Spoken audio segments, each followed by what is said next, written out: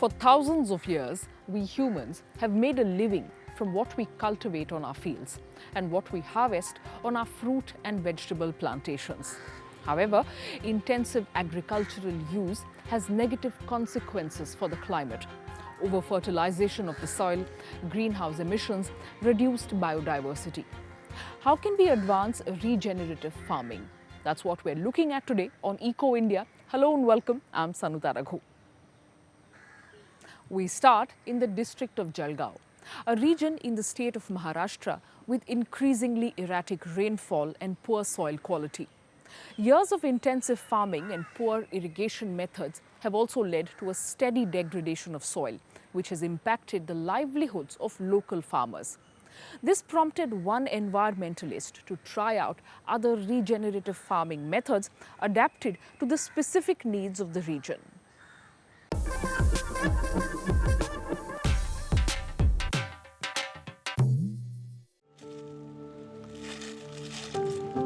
Chandrakant Patil is a cotton farmer from Jalgaon district. 3 years ago, he fell sick, and even after repeated trips to the hospital, his health didn't improve. I started coughing a lot and would feel cold, especially in the nights. I was diagnosed with pneumonia. In my blood test, my creatinine levels were quite high, and the doctor told me I have a kidney disease.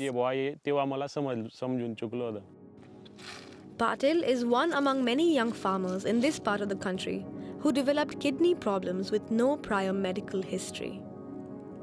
It wasn't clear why. But Dr. Prashant Rajput, a kidney specialist from Mumbai who saw this on visits to his ancestral village in Jalgaon, had a theory. In 2016, when I started an outpatient clinic in Jalgaon, and then I realized that there were so many people from the region coming in with chronic kidney disease of unknown etiology. And that's what made me think that there is definitely impact of the exposure of pesticides and herbicides to these patients, which is leading to autoimmune disease and the chronic kidney disease. Jalgaon district is around 400 kilometers north of Mumbai and home to around 1,500 villages where the main occupation is agriculture. Historically, the land was fertile, with 2 rivers cutting through its landscape. Farmers here grew maize, cotton, and a range of fruits and vegetables, but they now switch their primary harvest depending on what brings maximum yield. Farming here has become intensive, driven by cash crops, and so chemicals have had to become an important part of the mix. And this is what doctors are finding leads to a number of health conditions, as well as environmental deterioration like the impact on soil. According to soil expert KB Patil, the quality of the soil has dropped, and it's losing components needed to carry out its most important functions. In Jalgaon, the soil organic carbon has come down to 0.2%. So it has to be minimum 0.5% or 0.7% or minimum 1%. KB Patil was contacted by Rajput, who was determined to change things in his village. He had inherited his father's fields and saw this as an opportunity to try out a new farming method. I told him, I want this to be completely chemical free. What can you do for me? He says, yes, we can produce fertilizers on the site just next to the plant. And but I told him, how can we do this? He says, yes, there is a method. Together, they started working on regenerative agriculture, a method of farming in harmony with nature that has 4 basic principles. One of them is growing a second crop right next to the main one. This is called a cover crop, and it acts as a natural fertilizer. The roots of these crops help feed earthworms and other soil organisms, which loosens the soil, an important condition for the fertilization process. Eventually what will happen is, all this what you are seeing will eventually get decomposed by what we call as a geochemical breakdown, and this actually provides nutrients to the soil. Your soil fertility improves and your productivity actually goes up multi-folds than your actual chemical farming. And what you get is this dark soil which is very, very rich in carbon. So this is the conversion of the electrochemical energy into this sticky substance in the soil, which lasts for maybe decades, is a very, very strong indicator of soil fertility. This method does have criticisms, including a lack of long-term studies and lower yield. But in this case, it gave this doctor-turned-farmer an abundant yield of produce, including oranges, custard apples, turmeric, ginger, and papaya. Usually the custard apple, non-grafted seedling custard apple, usually flowers at 4 years in a traditionally grown field. But what happened here was completely mind-blowing. So we started getting the flowers at 6 months, and which we obviously we wanted the plant to grow, and we didn't want the stress of fruiting. But at 2 years, we now had a bumper harvest, and that is only because of the practices which we adopted. KB Patil also sees potential in this method, beyond the fact that it is not detrimental to human health. Today, this country is a food sufficient country. We have around 384 million tons production of food grain, but this country is not nutritional secure country. So to make this country as a nutritional secure country, we have to look at to the model like what we say regenerative farming and high-tech farming both.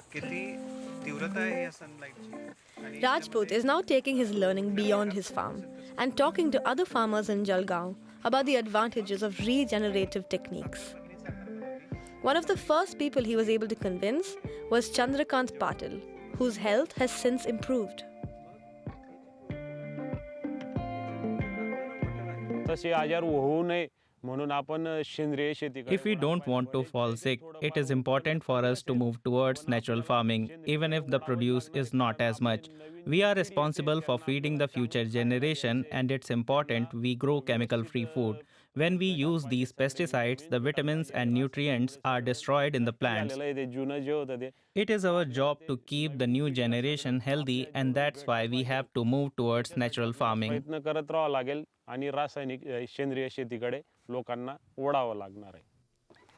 Rajput reaches out to as many farmers as he can, particularly from those regions where there is excessive use of chemical fertilizers. Everybody wants security. They want a financial security. And once we were able to show them that this is how we do and this is our profitability, many of them started realizing that we should significantly reduce or cut the inputs. Economic stability is crucial as farmers try to balance this need with their health. Regenerative agriculture could be one avenue that works for them. Farmers in northern India still set fire to their fields every winter after harvesting to burn the crop residue. This ancient practice is the easiest way to clear the fields for new crops.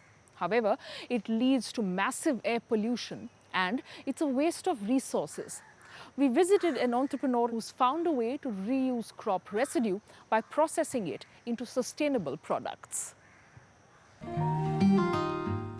The handicrafts these women are weaving may look ordinary, but the material they're using is the subject of much contention in India. It's crop waste that most farmers burn to get rid of. The emissions contribute to dire seasonal air pollution across a wide swath of the country's north. This initiative in the city of Panipat sources harvest residue from local farms. It's run by designer Arushi Mittal. She sees crop stubble as a resource that can be used to make decorative objects and help take the pressure off the environment. First is the stubble burning, and the burning will be reduced. Second, as my products are very sustainable and environmental friendly, so it will, as I said, it will biodegrade and compostable. So there will be no need for the recycling of it. The Indian capital is 200 kilometers away. Though vehicles and industry contribute to bad air quality all year round, Delhi's notorious smog peaks in winter when farmers in the nearby states of Punjab and Haryana torch their fields to clear them for the next sowing season. Toxic smoke from stubble burning gets trapped in the atmosphere, threatening the health of hundreds of millions of people in the region. Even if you don't smoke, if you're out on Delhi streets, it affects you like smoking a cigarette. My grandmother is also living in Delhi, and she is always complaining about the air, and she can't even go out of the house. India is a largely agrarian country and the world's top rice exporter. Every year, it produces close to 500 million tons of agricultural waste. While some types of crop residue are suitable as fodder for livestock, animals simply don't like the taste of stalks left over from rice cultivation. To get rid of the harvest residue, farmers set an estimated 23 million tons of paddy stubble ablaze every year. The Indian Agricultural Research Institute in Delhi has been looking for ways to tackle the problem of stubble burning, a problem its head of microbiology says has mounted over the past decades. Earlier, the harvesting was done manually, so the stubble portion which was left below in the soil was a very small thing. So that could degrade itself within some time. But now, because it is a machine harvesting, so stubble size has increased. So that's why this stubble problem is there. And because the farmers are now going for intensive cropping, they do not leave their, I would say, field fallow. Stubble burning doesn't just cause air pollution. It also diminishes soil nutrients. Heat from the fires penetrates the ground, killing bacteria and fungi that are critical to soil fertility. Sunil Pabbi's research team has developed an organic spray that comes to the rescue of both the air and the soil. It's called the Pusa decomposer, a microbial solution made up of 7 different fungi. These produce enzymes to break down crop leftovers directly on the fields and turn the waste into fertilizer in less than a month. Available as capsules, powder or solution, the decomposer is activated when mixed with jaggery, water and flour. The amount needed to break down 1 ton of stubble costs 20 rupees or 23 euro cents. Last year, the product was used by farmers across some 200,000 hectares of agricultural land. So definitely the application of Pusa decomposer will reduce the burning, and we have seen in the last couple of years that there is reduction in the burning of the agri residue. Dayanand is a farmer in Ghumendra village, a village on the outskirts of Delhi. For the last 3 years, he has used the decomposer to eliminate the stubble on his field. And he has already prepared it for the next sowing season. If you look at this field that we have plowed, you will only find straws as small as this. And once we water the fields, everything will get dissolved into the soil. This is proof in front of you. The stubble from the previous crop is now turned into fertilizer. This is the stubble from the last crop. Nothing will be left of it. Everything is dissolved into the soil. Given a lack of affordable alternatives to torching their fields, farmers like Dayanand see the decomposer as a potential game changer.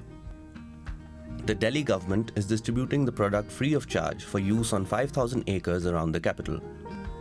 Amid a global shortage of fertilizer, some farmers say they would now even pay for the enzyme spray.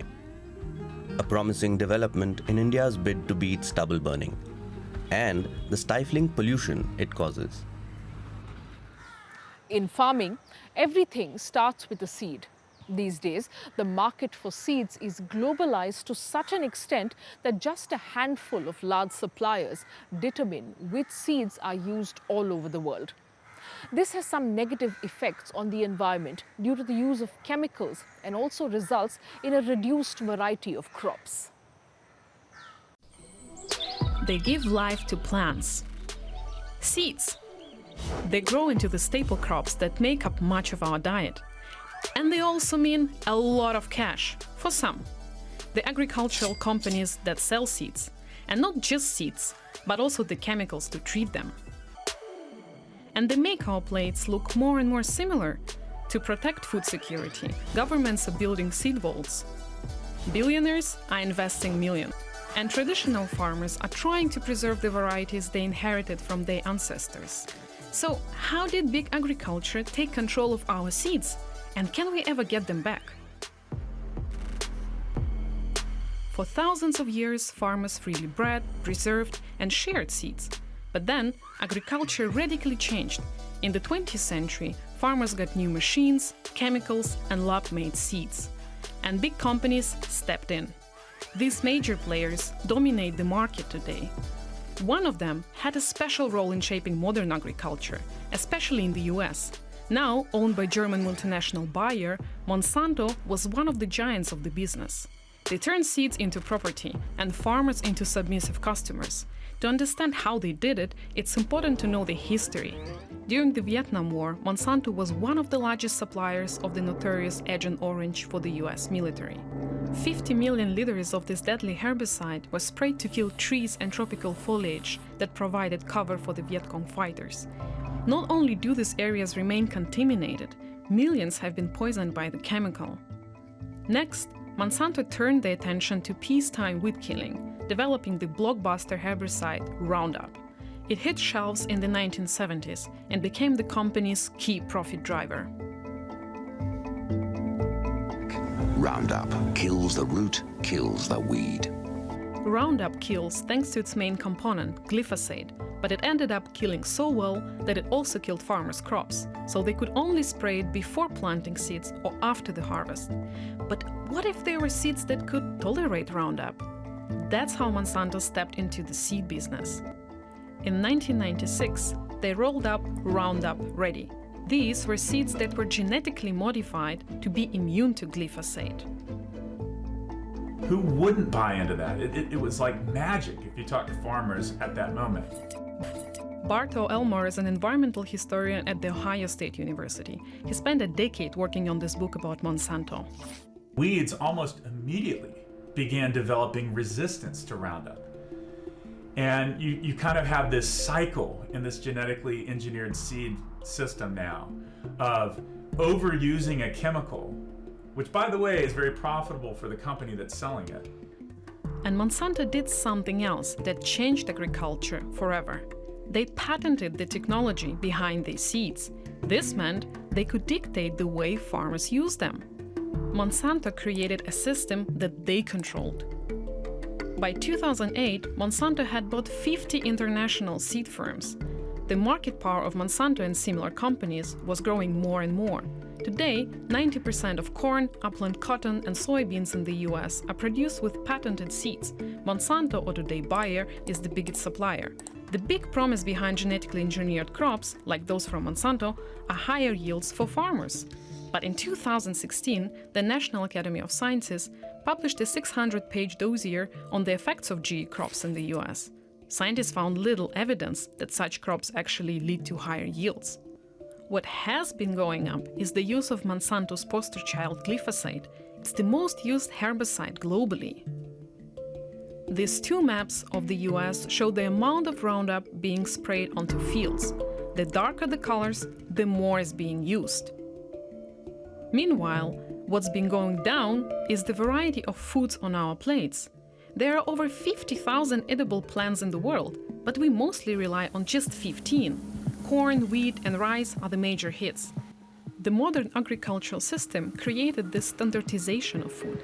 Powerful companies owning the seeds get to choose what farmers grow and how, and that determines what we eat. Planting the same varieties also makes crops more vulnerable to drought and disease, and the climate crisis is only making it worse. But it's a different story with traditional seeds. If you want to look for something that will tolerate harsh climatic conditions, especially now that we are emphasizing on climate change, you can always go back to these seeds that have not been selected. This is Damaris Oden. She is a plant geneticist at the International Crops Research Institute of the Semi-Arid Tropics. The good thing is they're also diverse because they just absorb all sorts of traits or pollen from anywhere. And so they're very diverse, they're very durable. The more different seeds we plant, the higher the chances of finding the ones that can adapt to extreme weather. For example, in just one region in Southeast India, scientists discovered almost 400 varieties of neglected crop species. Among them were 6 traditional local rice varieties that deal better with drought, salty soils, and flooding stress compared to commercial alternatives. Luckily, even when traditional seeds are gone from the fields, they're not always gone. We have them in places like these. More than 1,700 seed banks around the world store the untapped potential of traditional seeds. Probably the most famous seed bank, or at least the coolest looking one, is this one in Norway. It stores over 1 million seed samples from across the world, and the chilly permafrost conditions make sure these little fellas are preserved for centuries. The system works like a bank. The depositor owns the samples, the bank, in this case the government of Norway, owns the facility. For example, Brazil has thousands of seeds in here. Some of these seeds were rescued only because indigenous communities and traditional farmers kept them. The way we grow our food has drastically changed. It's the large corporations who have benefited at the expense of everyone else. Farmers have got hooked on chemicals and lost ownership of these seeds, and consumers miss out on so many flavors and nutrients. So it's time to ask ourselves, how can we grow food better, this time for everyone? Let's move on from seeds to a very special snack that has a long tradition in the Indian state of Tamil Nadu, but is seeing a decline in popularity. We met someone who wants to do something about this and is aiming to revive the organic jujube jam as a traditional local specialty. Dark jujube fruits are small and sweet. Turned into a chewy jam, they have long tickled taste buds in Tamil Nadu. This jam snack brings back fond memories of childhood. I grew up in Coimbatore. All around my school, there were shops selling this treat for between 2 and 10 rupees, less than a cent. Nowadays, people eat chocolates that cost 100 rupees. That's €1 or more, but nothing beats this treat. A treat sold in small packets, now used served by mass market sweets. One small business, though, is trying to keep it alive. Our jujube jam is special because it's very sweet. Unfortunately, local fruits like jujube are undervalued in our country, but the nutritional benefits of these local fruits are very high. Bala Subramani first cleans the fruits thoroughly in fresh water to get rid of the dirt and impurities. Then they are steamed. Seeds are separated from the skin, which is ground into a fine paste. At the end, sugar and salt are added to it. In traditional medicine, the fruit has been seen as a potential cure for certain ailments.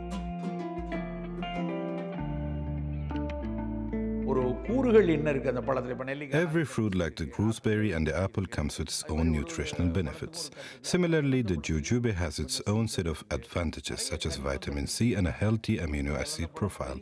There is still a lack of scientific research here in India. In China, there has been much more intense research on its properties. In fact, the fruits have been cultivated in China for over 1,000 years. Recent studies call them superfruits. But it's not just their nutritional values that are high. The jujube tree also has important ecological properties. It supports birds, squirrels, and deer that feed on the fruits and shelter in its shade. Some people now tend to look down on their cultural roots and get carried away by fancy diet foods or foreign chocolates. But there are those who are still fond of this jam because they have enjoyed it since childhood. Bala Subramani, though, hopes that this will change for people and his business. We used to make about 1,000 rupees or 12 euros producing almost 15 boxes a day, but that's changed drastically. Today's shopkeepers order fewer than 5 boxes of jam packets per day. We have had to cut production accordingly and enter the survival mode of business. The jam treats are still sold in bite-sized packages that make them widely affordable. There are hopes that they will find renewed popularity once more research is done on the benefits of jujube fruits in India. Assume for the sake of argument that research proves to have far-reaching health benefits. Many companies will immediately start manufacturing and selling products with jujube fruit, marketing them with all the fancy names in the world. And Bala Subramani hopes to be around if and when that happens, as the bridge that kept the tradition alive. That report brings us to the end of this episode of Eco India. A reminder that we need a new mindset when it comes to agriculture and food production. Remember, regenerative farming is a fundamental aspect of climate protection. I'll leave you with that thought and see you again next week. Goodbye and thanks for watching.